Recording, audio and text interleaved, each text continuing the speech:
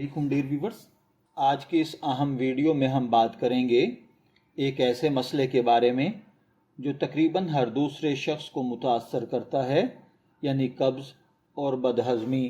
ये दोनों बीमारियां बज़ाहिर आम सी लगती हैं, लेकिन अगर इन्हें नज़रअंदाज किया जाए तो ये मैदे, जिगर, दिमाग और पूरे जिस्म को मुतासर कर सकती हैं। आज की वीडियो में आप जानेंगे कब्ज़ क्या है, बदहज़मी क्यों होती है, इसकी लामात और ख़तरनाक असरात क्या हैं, इसका फ़ौरी घरेलू इलाज क्या है और वो आदतें जो आपको हमेशा के लिए इस मसले से बचा सकती हैं। सबसे पहले हम जान लेते हैं कि कब्ज़ क्या है। कब्ज़ ऐसी हालत को कहते हैं जब इंसान को कई दिन तक सही तरीके से पाखाना ना आए या बहुत सख्ती और तकलीफ़ के साथ आए।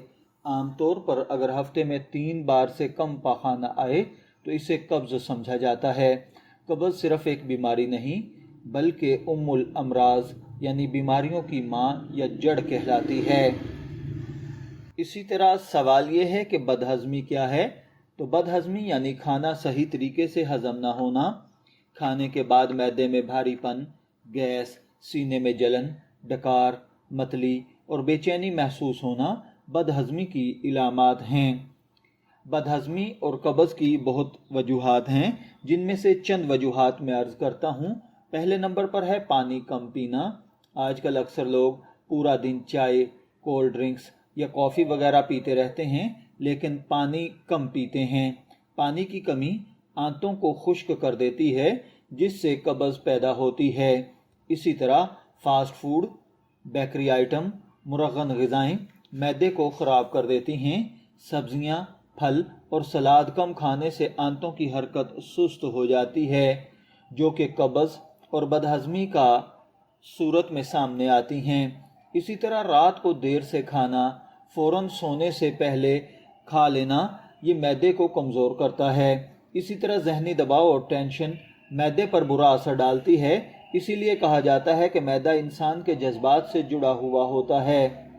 इसी तरह जो लोग सारा दिन बैठे रहते हैं, वर्जिश नहीं करते, उनकी कोई जिस्मानी एक्टिविटी नहीं होती, उनको भी कब्ज़ और बदहज़मी जल्दी घेर लेते हैं। इसी तरह ज़्यादा चाय पीना, सिगरेट और कोल्ड ड्रिंक्स भी मैदे की तेज़ाबियत बढ़ा देती हैं, जो कि कब्ज़ और बदहज़मी का शिकार कर देती हैं। अब सवाल ये है कि इसकी इलामात क्या हैं कि आप कब्ज़ या बदहज़मी का शिकार हो रहे हैं।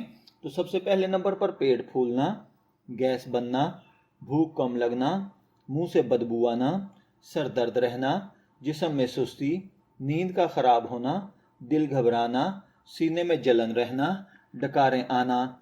अब इसी तरह सवाल यह है कि कब्ज़ और बदहज़मी हमारे जिस्म पर क्या ख़तरनाक असरात मुरतब करते हैं। तो याद रखिए, अगर ये मसला मुसलसल रहे तो बवासीर हो सकती है, मैदे में अल्सर बन सकता है, चेहरे पर दाने निकल सकते हैं, जिगर मुतासर हो सकता है, मोटापा बढ़ सकता है, ब्लड प्रेशर मुतासर हो सकता है, इंसान हर वक्त चिड़चिड़ा रहता है। बाज़ औक़ात पुरानी कब्ज़ आंतों के ख़तरनाक अमराज का सबब भी बन जाती है। कब्ज़ और बदहज़मी के लिए बेहतरीन घरेलू इलाज के तौर पर मैं अर्ज़ करूँगा कि सुबह निहार मुँह 1 या 2 गिलास नीम गर्म पानी पीना बहुत फ़ायदेमंद है, और रात को सोते वक्त 1 चम्मच इसबगोल दूध या पानी में मिलाकर पिएं। ये आंतों को साफ़ करता है, बदहज़मी और कब्ज़ से निजात देता है। इसी तरह खाने के बाद आधा चम्मच सौंफ या अजवाइन खाएं, ये गैस और बदहज़मी ख़त्म करती है। आम खुराक के अंदर दही का इस्तेमाल करें, शहद और लीमू नीम गर्म पानी के अंदर मिलाकर पिया करें। इसी तरह पपीता और अमरूद भी पेट के अमराज स्पेशली कब्ज़ और बदहज़मी के लिए मुफीद है।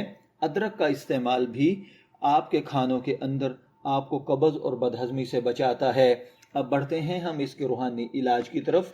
तो रोज़ाना 7 मरतबा सूरह फातिहा पढ़कर पानी पर दम कर लिया करें, और वो पानी दिन में वक्तन फ़वक्तन पिएँ। इंशाअल्लाहुल अज़ीज़ आपको कब्ज़ और बदहज़मी का मसला नहीं होगा। इसके लिए कुछ एहतियाती तदाबीर हैं। खाना अच्छी तरह चबा कर खाएँ, फ़ौरन सोने से बचें, रोज़ाना वॉक करें, कोल्ड ड्रिंक्स कम इस्तेमाल करें, ज़्यादा मसाले वाली ग़िज़ाओं से परहेज़ करें, रात को हल्की ग़िज़ा खाएं। याद रखिए, अगर पाखाने में खून आए, वज़न तेज़ी से कम हो, شدید درد ہو، بار بار الٹی آئے، کئی ہفتے تک قبض نہ جائے تو فوراً ڈاکٹر سے رجوع کرنا چاہیے۔ ڈیئر ویورز، قبض اور بدہضمی عام مسئلہ ضرور ہیں، لیکن انہیں معمولی نہیں سمجھنا چاہیے۔ یہ بعض اوقات خطرناک بھی ثابت ہو سکتے ہیں۔ صحیح غذا، پانی، ورزش اور روحانی سکون آپ کو اس بیماری سے بچا سکتے ہیں۔ اگر آپ کو یہ ویڈیو پسند آئی ہے تو ویڈیو کو لائک کریں، چینل کو سبسکرائب کریں اور کمنٹ میں ضرور بتائیں کہ آپ کو کون سا گھریلو علاج استعمال کرتے ہیں جس سے آپ کے یہ مسائل حل ہو جاتے ہیں۔ شبیر احمد کو اجازت دیجیے، پھر ملاقات ہوگی کسی نئے ٹاپک کے ساتھ۔ تب تک کے لیے اللہ حافظ۔